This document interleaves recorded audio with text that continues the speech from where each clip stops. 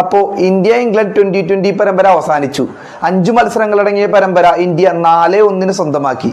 അവസാന മത്സരം ഇന്ന് മുംബൈയിലെ വാങ്കഡെ സ്റ്റേഡിയത്തിൽ നടന്ന മത്സരത്തിൽ ഇന്ത്യ കൂറ്റൻ വിജയമാണ് സ്വന്തമാക്കിയത്. മത്സരത്തെക്കുറിച്ച് പറയുമ്പോൾ തുടക്കം തന്നെ ഇന്ത്യൻ ബാറ്റർമാർ എന്തോ ഉദ്ദേശിച്ച പോലെയാണ് ബാറ്റിംഗ് തുടങ്ങിയത്. ജെഫ്രോ ആർച്ചറെ നേരിടുന്നതിൽ പരാജയമായിരുന്ന സഞ്ജു സാംസൺ തുടക്കത്തിലെ തന്നെ മത്സരത്തിൽ ആദ്യ പന്തിൽ തന്നെ ജെഫ്രോ ആർച്ചറെ 6 അടിച്ചാണ് വരവേറ്റത്.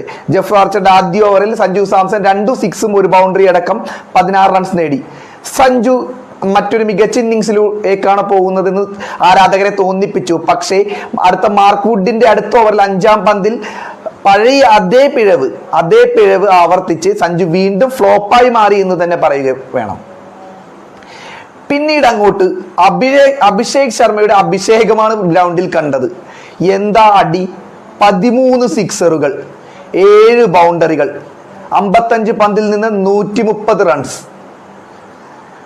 ഒന്നും പറയണ്ട, ഇംഗ്ലണ്ട് ബൗളർമാരെ തലങ്ങും വിലങ്ങും അടിച്ചുകൂട്ടി.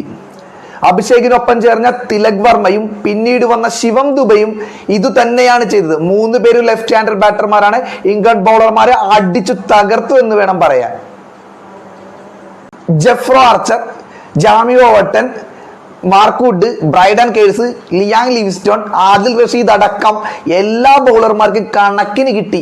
അഭിഷേകിന്റെ കയ്യിൽ നിന്ന് മാത്രമല്ല, ശിവം ദുബയുടെ കയ്യിൽ നിന്നും കണക്കിന് കിട്ടി. പിന്നെ സൂര്യകുമാർ യാദവ് ഈ മത്സരത്തിലും ഫ്ലോപ്പ് തന്നെ. സഞ്ജു സാംസന് കൂട്ടായി ഏതായാലും സൂര്യകുമാർ യാദവ് ഉണ്ട്. രണ്ടുപേരും ഒരുമിച്ച് നേരത്തെ കളിച്ചിരുന്നതാണ്.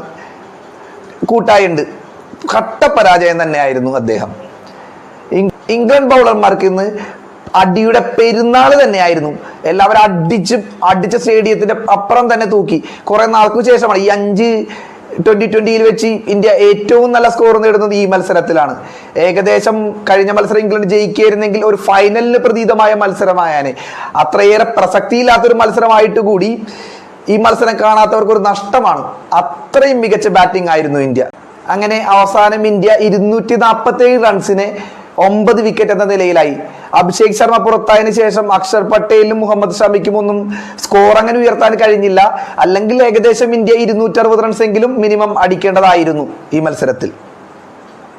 ഇന്ത്യൻ ബൗളിംഗ് നിരയിലേക്ക് വരുമ്പോൾ കാര്യമായ മാറ്റം. സഞ്ജു സാംസൺ ഇന്ന് വിക്കറ്റ് കീപ്പിങ്ങിന് ഇറങ്ങിയില്ല. ജെഫ്രോ ആർച്ചറിന്റെ പന്തിൽ കൈക്കെന്തോ പരിക്കേറ്റിരുന്നു. ബൗളിംഗിലേക്ക് വരികയാണെങ്കിൽ ആദ്യ ഓവറുകളിൽ ഫിൽസാൾട്ട് തകർത്തടിച്ചു. പിന്നെ ഏകദേശം ഇന്ത്യയുടെ ഒപ്പത്തിനൊപ്പം പിടിക്കുന്ന ഒരു റൺ റേറ്റ് ഒപ്പിക്കാൻ ശ്രമിച്ചു. പക്ഷേ ഡക്കറ്റി മടങ്ങിയത് 0-ലാണ് മടങ്ങിയത്. ഇടയ്ക്കിടയ്ക്ക് ഇംഗ്ലണ്ടിന്റെ വിക്കറ്റ് വീണുകൊണ്ടിരിക്കുന്നു. ഇത്രയും വലിയൊരു സ്കോറിനെ പിന്തുടരുമ്പോൾ ഇംഗ്ലണ്ടിന് വേറെ ഒന്നും ചെയ്യാൻ കഴിയുന്നുണ്ടായിരുന്നില്ല എന്നാണ് എനിക്ക് തോന്നിയത്. എല്ലാവരും വമ്പനടിക്ക് ശ്രമിച്ച് ഔട്ടാവുന്ന കാഴ്ചയാണ് കാണുന്നത്. ഹാർദിക് പാണ്ഡ്യ ഇന്ത്യക്ക് വേണ്ടി 3 വിക്കറ്റ് എടുത്തു. വരുൺ ചക്രവർത്തി 2 വിക്കറ്റ് എടുത്തു.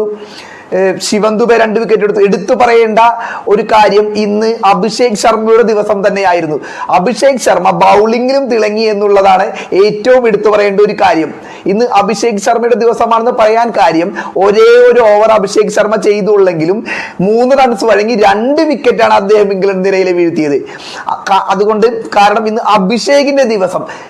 ഇംഗ്ലണ്ടിനെ തകർത്തത് അഭിഷേക് തന്നെയാണ് തീർച്ചയായും പറയാം. ഇന്ത്യക്ക് 97 റൺസിന് ഇന്ത്യ എറിഞ്ഞിടുന്നു. ഇന്ത്യക്ക് ത്രസിപ്പിക്കുന്ന 150 റൺസ് വിജയവും.